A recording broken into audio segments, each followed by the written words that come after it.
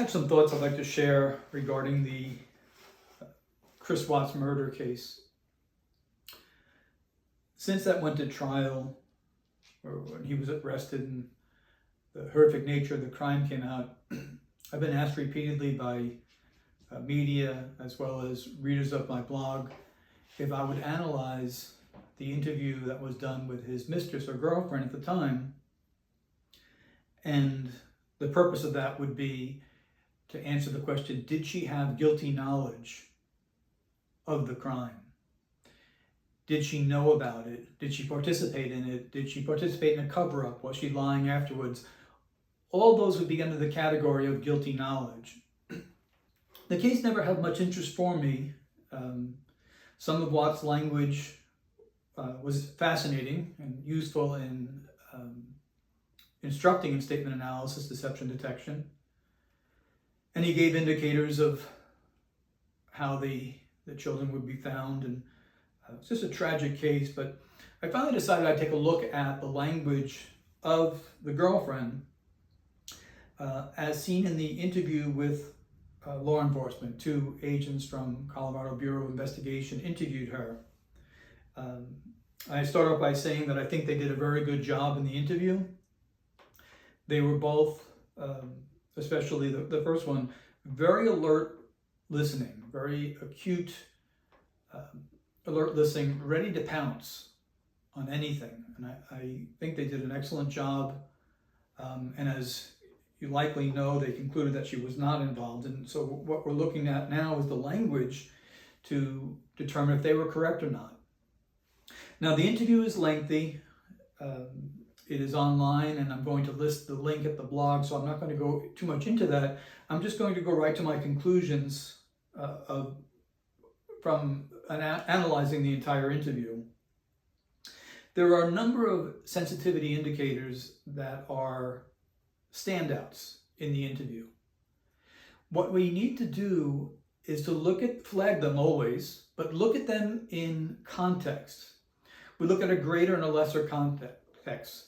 The greater context is to know, does she have guilty knowledge during that relationship? Did something happen after the murders, that sort of thing? The lesser context is much smaller. She's in that room with those investigators at the moment and what she's about to face. Sometimes the 2 contexts will blur, but we need to keep mindful of both of them and what's happening during that. So some of the sensitivity indicators in the language shows deception, and I'm going to address that. First of all, she's very sensitive about her phone. Now, this is something that is expected from all teenagers, all adults, basically. Perhaps a little bit more sensitive in terms of an immature adult, but it is something that we all react to. And you can see this as people will grab their phones if they think someone's going to pick it up and read them. It's very personal to us. As a matter of fact, in text messages, we are free to complain about others, even those we love.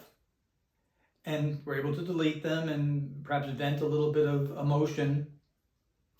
The rite of passage of being allowed to complain about your boss. You wouldn't want your boss reading your text messages. For most everyone, we don't want the public to read our messages. And so the sensitivity in the greater context of murder and the lesser context of an immediate phone being turned over produces sensitivity. What we have to do is look at the overall context. Begin with our presupposition. She's telling the truth. She didn't do it. If she talks us out of it, then we'll conclude deception due to guilty knowledge of a criminal nature. But you'll have to talk us out of our presupposition, our stance that we take. This is not, as I say many times, a moral or ethical exercise. This is what we do within analysis. She also shows sensitivity about the relationship, and she's deceptive about it. She minimizes it. She was in deeper than she wishes to know. And in the greater context of an affair, there's going to be accompanying deception, there's going to be shame, and there's going to be concern. What will my parents find out? What will my family find out? What will my friends find out? Am I a homewrecker? So this will eat away at anyone, but how much more so then would there be sensitivity about children? The children have been murdered. She can't help but show sensitivity around that issue without the self-doubt of, did I somehow inspire him to do this? Did he think this is what I wanted? Perhaps she, and this is my guess, perhaps she even opined that she wasn't ready to be a stepmother. And so she could then now entertain doubts that she somehow is responsible when she's not. The brutality of the murders tell us more about Chris Watts himself. This is not something she could have inspired. This is not something she inspired. This is something that indicated who he was in terms of what he did to his own wife and children. So I wonder if some of the missing text messages were very embarrassing about sex, for example, or even complaining, I don't want to be a step-parent, which would give her a sense of doubt that would bring up guilt, but not necessarily of a criminal nature. But she was deceptive about the relationship. She's deceptive about responsibility. She tries to distance herself. That's expected in the greater and lesser context. We expect to hear that. We expect to hear minimization about the relationship. This is a horrible thing that took place. Who would not want to pull back from that? So I think the guilt is related to fears that somehow she inadvertently was involved in Watt's decision to kill them. She wasn't. She wasn't. She embarrassed by the personal texts, as well as the reaction of family and friends. She also showed an acute awareness of what was about to happen to her. It was about to go public. And the detective spoke to her about that. So in personal text, people have an expectation of privacy and will often complain and say lots of things they would not normally say. This is always something that's going to cause stress. What about her failure to remember? I don't recall this, or, oh, I do remember that. Unnecessary language.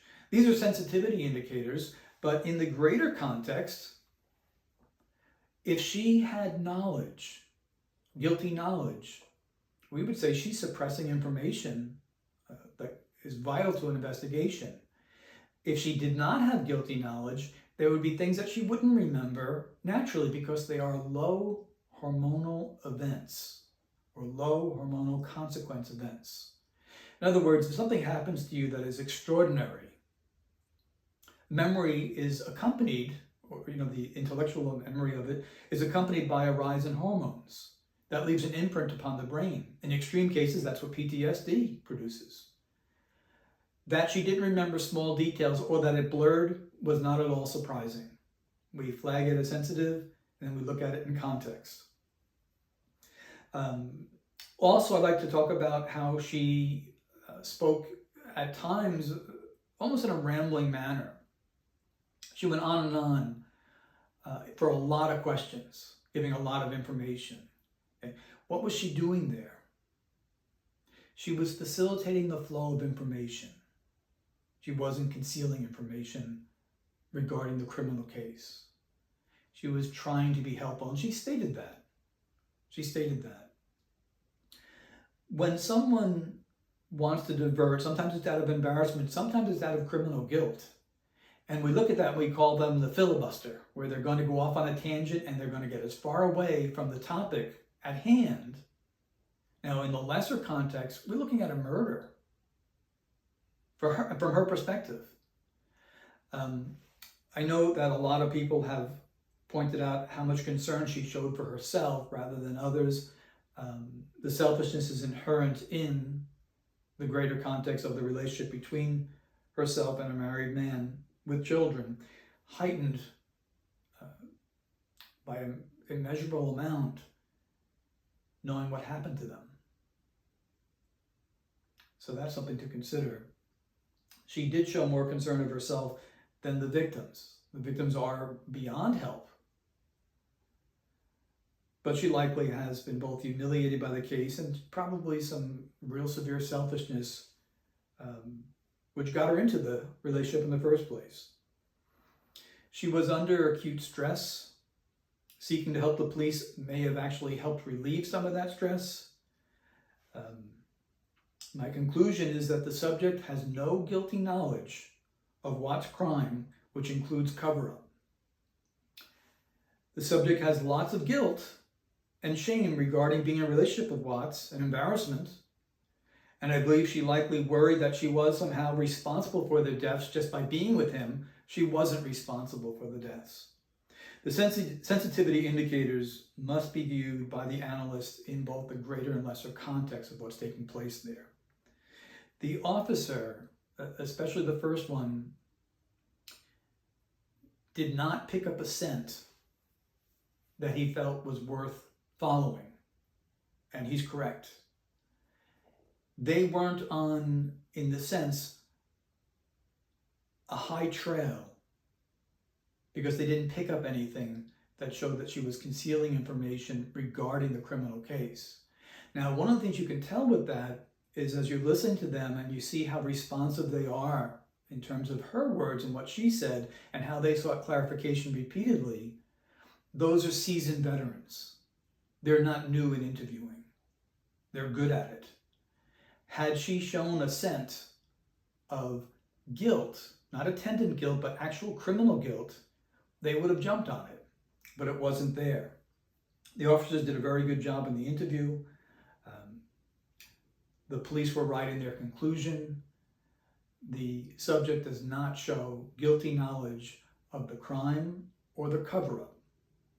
It's unfortunate that in such a situation, she wasn't forthcoming. It would have been an utter bearing of the soul and humiliation. But it wasn't a case where she needed to help them solve the crime. She knew that she was under the spotlight. She struggled with it in the sense that she wanted to be helpful. She didn't want to be any more humiliated than she already was. And what was coming was bothering her mostly. So her priority was herself, but not to protect herself from a criminal investigation.